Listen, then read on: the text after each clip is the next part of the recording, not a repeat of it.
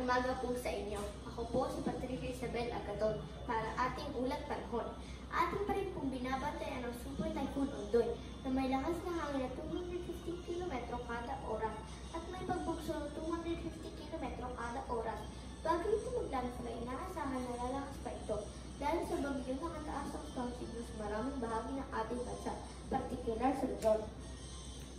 Delikado rin pumalawat ang mga bangka sa lahat ng baybayin sa bansa dahil sa lakas ng hangin at lawak na surakot ng Super Typhoon Ondoy. Huling nakita ang sentro ng Super Typhoon sa layong 440 km sa silangan ng Infanta, Quezon. At inaasahan magpapaulan sa buong bansa.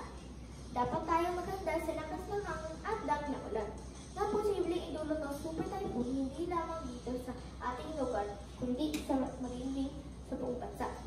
Pinapayuhan na magsilikas na sa malapit na evacuation areas ang mga pamilyang nakatira malapit sa baybayin at sa mga mababang lugar. Panganib ng storm surge.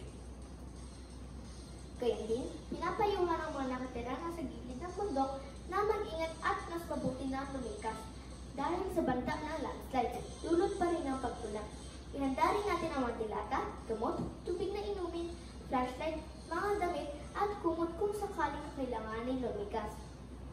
Tandaan na mas mabuting manatiling kalmado at handa sa paparating na bagyo.